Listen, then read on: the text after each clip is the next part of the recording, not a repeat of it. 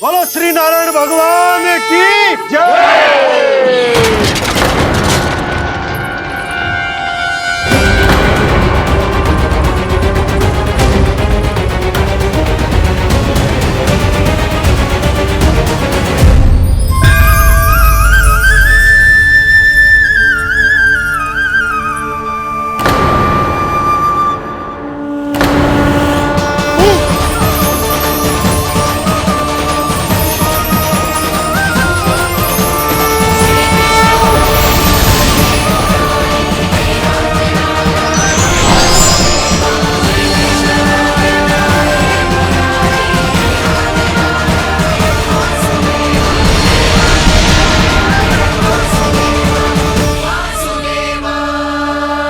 प्रभु,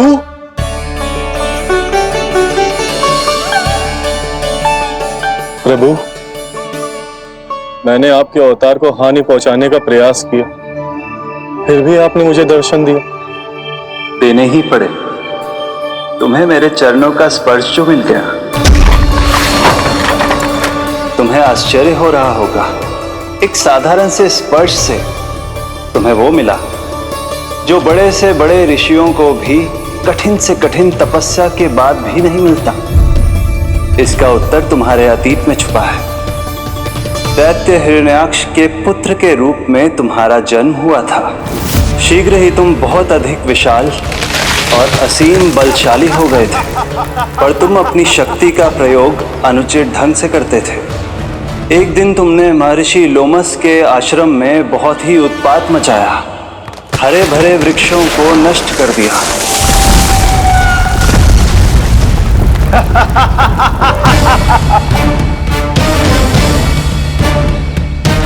देख क्या रहे हो ऋषिवर? ये विशाल वृक्ष भी मेरे इस विराट तन के आगे कुछ भी नहीं है।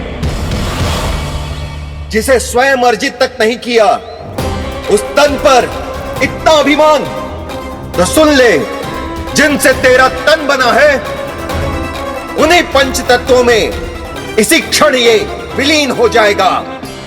ये मेरा श्राप है तुझे, मेरा श्राप है तुझे।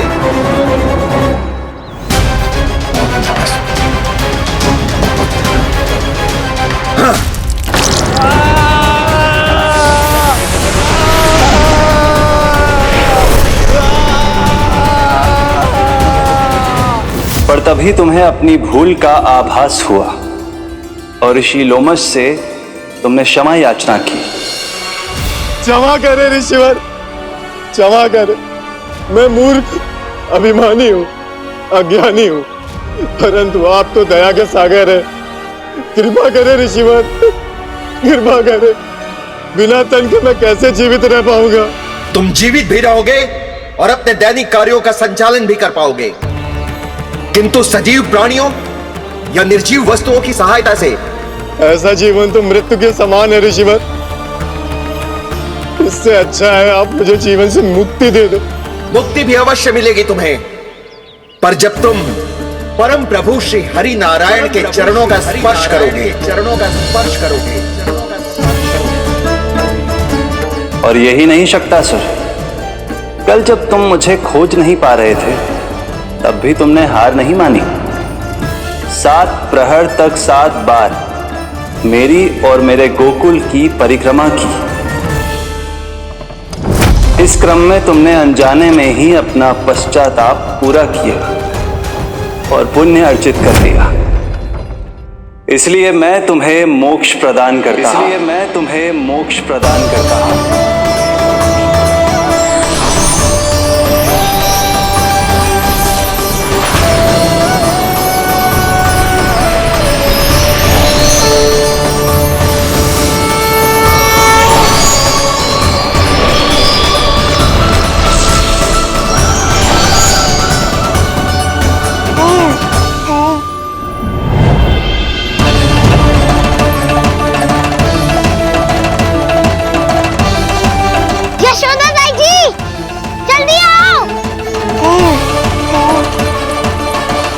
नीलमणि, मेरा लल्ला। लल्ला, तुझे कुछ हुआ तो ना है ना? तुम ठीक तो है ना? मेरा नीलमणि, मेरा प्यारा बच्चा।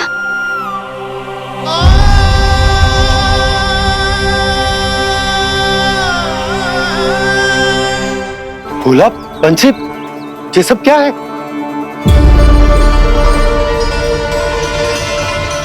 उज्जवल, ये किसने करो है? और देख, कहानी मत सुनाइयो। उज्जवल पुत्र, कैसे हुआ ये सब? किसने किया? और किसने? महाबली नीलमणि ने बड़ी ताई जी।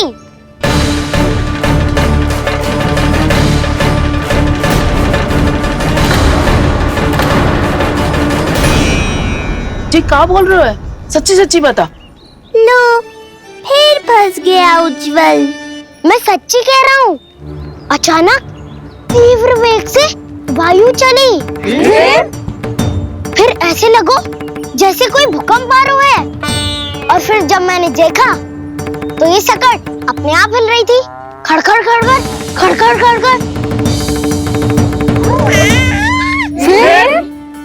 फिर मैंने साहस दिखाया और उस सकट को रोकने का प्रयास करो। पर सकट ना रुको, जे हिले ही जा रहा था। खड़खड़ खड़खड़ खड़खड़ खड़खड़ खड़खड़ खड़खड़। और फिर ऐसे ही हिलते हुए अचानक से आगे बढ़कर सीधा नीलमणि के ऊपर चला आए हो। और फिर सकट भी हिल रहा था। खड़खड़ खड़खड़। और सकट का सामान भी हिल रहा था। थरथर थरथर। ऐसा लगो जैसे सकट नीलमणि को कुचलने को।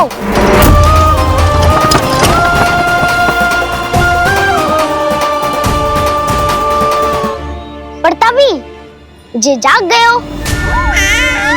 इसने खींचकर अपने पांव का प्रहार करो और चीख गया सकट आकाश पे।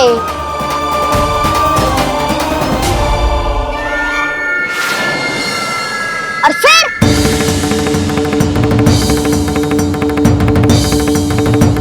धड़ाम। सब भूमि पे गिरकर चकनाचूर।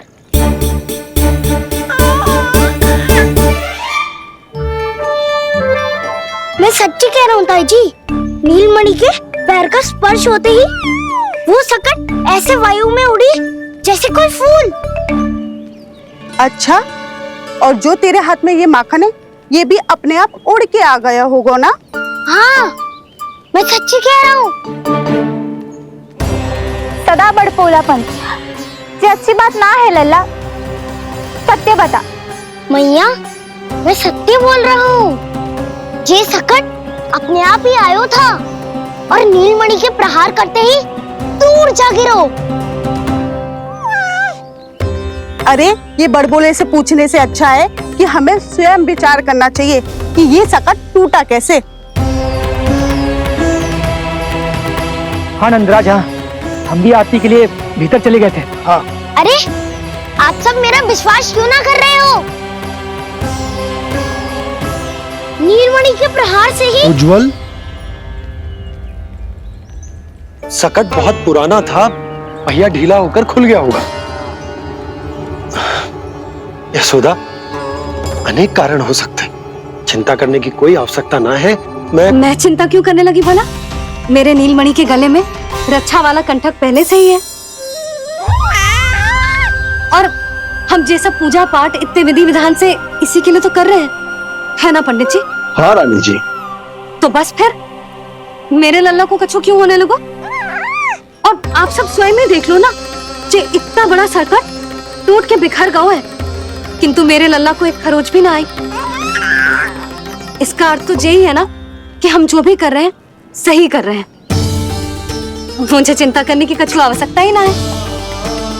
चलो सब भीतर चलते हैं। हाँ हाँ, लल्ला को भूख भी लगी आई होगी। चल।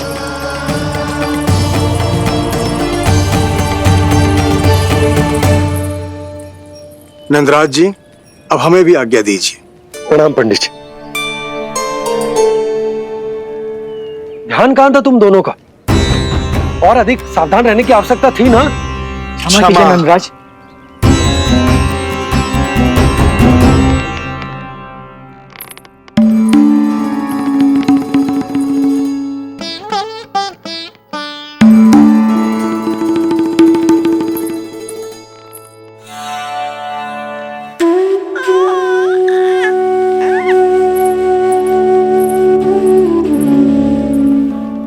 यशोदा, क्या हुआ?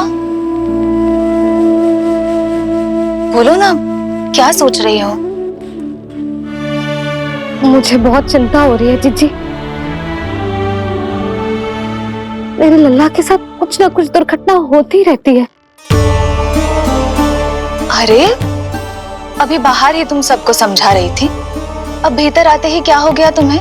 बाहर समझाने वाली मैं ना थी जीजी, वो तो गोकुल की रानी जसोदा थी।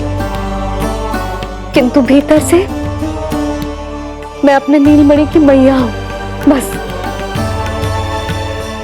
और एक मैया को कितनी चिंता होती है, इसे आपसे अधिक कौन जान सकता है। बहुत बड़ा धक्का लगा है मैया को इस घटना से। अब तो ये मेरी रक्षा के लिए और भी अधिक चिंतित हो जाएंगी। यंत्र का कंठक, पूजा पाठ, इतने सारे प्रहरी, सुरक्षा के प्रबंध, यदि इतने सबके बाद भी मैं अपने लल्ला की रक्षा न कर पाई तो मुझसे अधिक अभागी कौन हो सकती है। मैं तुम्हारे मन की दशा समझती हूँ यशोदा। इसी चिंता के कारण ही तो मैंने आज तक अपने पुत्र को छुपा कर रखा है। मैं जानती हूँ जीजी, मैं समझती हूँ। मैंने तो नीलमणि के लिए इतने सारे संस्कार भी करो है, पूजा पाठ की है, किंतु मैंने तो आज तक अपने पुत्र का एक भी संस्कार नहीं किया है। आंसू पोंछ लीजिए बड़ी माँ, शीघ्र ही सब कुछ ठीक हो जाएगा। जब मैंने उसे जन्म दिया, उसके बाद से आज तक न उसे घर के बाहर लाई हूँ, न कोई संस्कार किया है। मैं तो उसका नामकरण भी नहीं करवा पाई हूँ यशोदा। उसके जन्म के समय स्वामी ने ये संदेश भिजवाया था कि उस कंस को हमारे पुत्र के बारे में तनिक भी भनक नहीं पड़नी चाहिए। तब से आज तक भय के छाव में जीती आई हूँ कि वो कंस कहीं हमारे पुत्र को भी ना मार दे, जैसे देवकी के सारे संतानों को मार दिया है। ये आशंका कभी सत्य नहीं होगी बड़ी माँ, मैं हूँ ना। माँ अपनी संतान के मन की बात बिना कहे ही समझ जाती है। आप भी समझ जाओ ना मैया।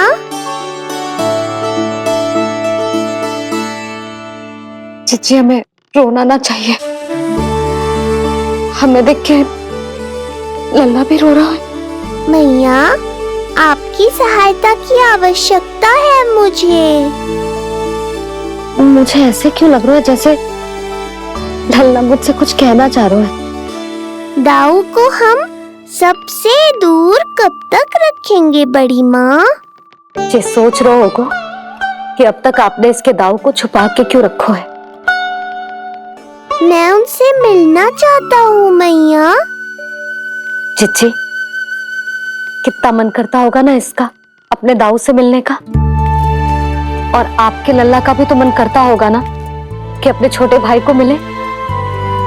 कितनी बातें करते हैं हम दोनों की इनके सामने। हाँ यशोदा, मैं भी अपने पुत्र को नीलमणि के बारे में सब कुछ बताती हूँ। तो बस फिर हमें साथ साथ रखिए ना। मेरा आधा हिस्सा है वो, उनके बिना मैं अधूरा हूँ मैया। ये दोनों भाई एक दूसरे के बिना अधूरे हैं जीजी। हमें इन दोनों को साथ ही रखना चाहिए। आप ही सोचो, यदि नीलमणि की रक्षा होगी तो आपका लल्ला भी तो सुरक्षित रहेगा। तुम सच कह रही हो यशोदा। हमें इन दोनों को मिलाना चाहिए और साथ में ही रखना चाहिए, सुरक्षित। तब तो शीघ्र ही पंडित जी को बुलाकर हमें शुभ मुहूर्त निकलवाना चाहिए। शुभ मुहूर्त? हाँ, शुभ मुहूर्त। दोनों भाइयों के मिलन के साथ साथ उनका नामकरण संस्कार भी करवा देते। अब अपने दाऊ से मिलूंगा मैं।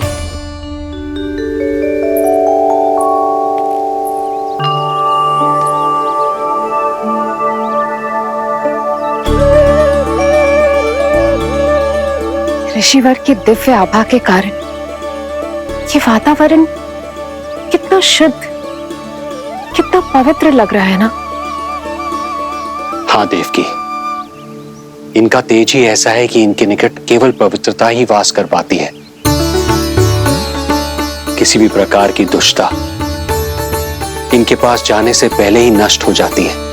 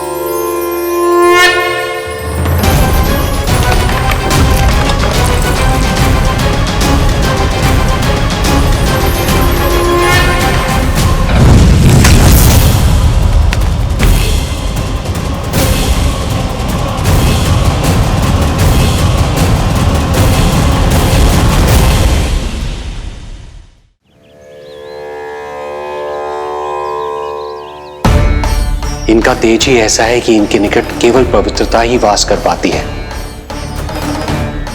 किसी भी प्रकार की दुष्टता इनके पास जाने से पहले ही नष्ट हो जाती है। यदि महर्षि की इच्छा के बिना मैंने भीतर प्रवेश किया तो कहीं ये मुझे श्राप ना दे दे। नहीं, इससे तो अच्छा है कि मैं यहीं आश्रम के बाहर रुकूं और यहीं से इन दोनों पर दृष्टि रखूं।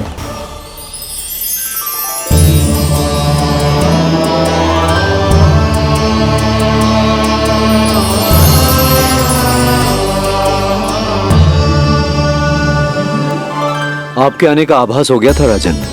गुरुदेव, जो संतानें हमने खो दी है उनका श्राद्ध करवाने की विनती लेकर हम आपके पास आए हैं। आपका आना व्यर्थ नहीं जाएगा राजन, परंतु मुझे आभास हो रहा है श्राद्ध कर्म इस भेंट का एकमात्र कारण नहीं है।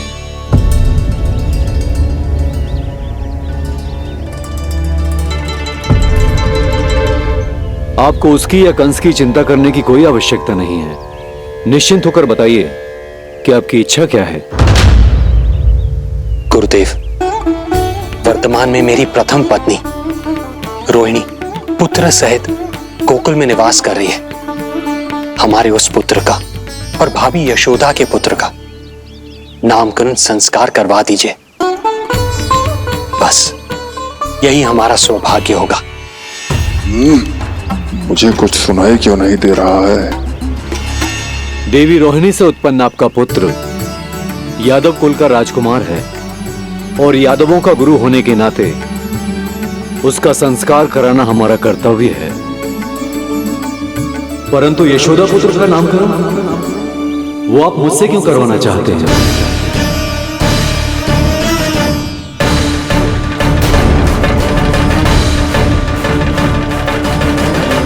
गुरुदेव, सत्य ये है कि रुक क्यों गई रानी देवकी? आपके मन में जो कुछ है कहिए। ये कैसी दुविधा में फंस गया मैं। यदि मैंने गुरुदेव को यशोदा पुत्र का सत्य बताया तो कंस को भी पता चल जाएगा, और यदि नहीं बताया तो कहीं ऐसा ना हो कि ऋषिवर ही बुरा मान जाए। लगता है आप दोनों की दुविधा मेरे अनुमान से भी बहुत बड़ी है। अपनी या अपने पुत्र की कुंडली लाए हैं राजन? जी गुरुदेव, अपनी कुंडली है मेरे पास। देवकी,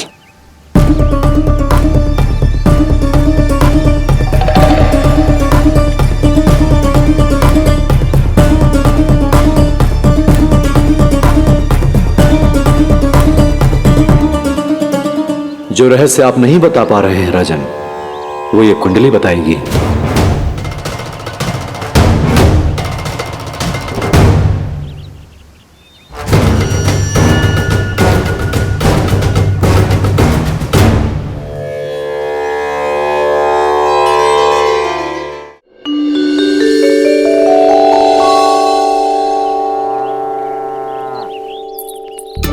लल्ला बता कैसी है जगदा? मैया को हो क्या गया है आज? देख सही सही बताइयो।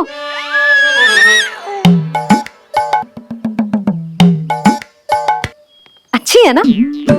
पसंद आएगी ना उसे? हाँ? या फिर जे मोर पंख वाला मुकुट दे दूं? पहली बार मिल रहा है तू, उपहार तो देना चाहिए ना। पर बड़े तो वो है ना मैया, उपहार तो वो देंगे मुझे।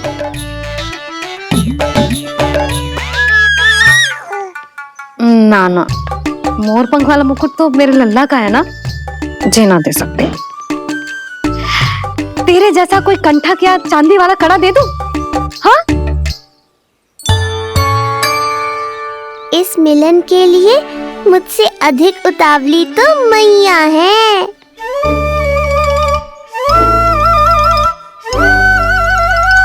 अच्छा जे उपहार छोड़, तू तो जे बता कि तू उसे बुलाएगा क्या कह के? अन्य सभी के जैसे बड़े भैया या गांव वालों के जैसे दद्दा बुलाएगो, या फिर बड़े नगरों में जैसे बुलाते हैं ज्येष्ठ ज्येष्ठ भ्राता बुलाएगो, या फिर प्रेम से बुलाएगो दाऊ दाऊ बुलाएगो ना?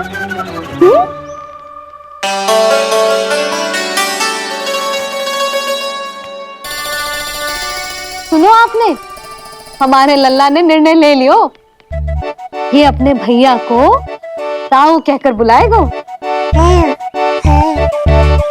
अरे वाह, लल्ला ने बोलना भले ही ना सीखो, परंतु तुम्हें बता दियो। और नहीं तो क्या, लल्ला कुछ कहे ना कहे माँ तो समझ जाती है ना लल्ला?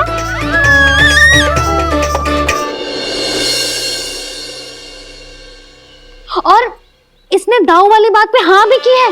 हाँ हाँ तो सदानंद जी ने भी कर दी है। लो मैं तो भूल ही गई, क्या कही पंडित जी ने? बता तो ना यशोदा, बाहर से आया हूँ, हाथ पैर तो धो लूं। हाँ दे लो। अब बताओ कब का मुहूर्त निकालो है? तनिक हाथ मुंह पोंछ लो। अब बताओ क्या कही उन्होंने?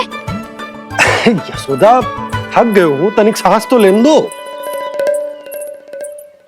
बाहर से आया हूँ, जल ना पूछोगी?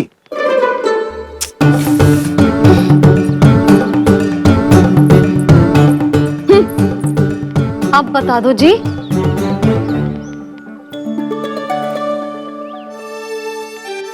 बाबा अब बता भी दो, नहीं तो खेल खेल में खेल हो जाएगा। हाँ बताओ।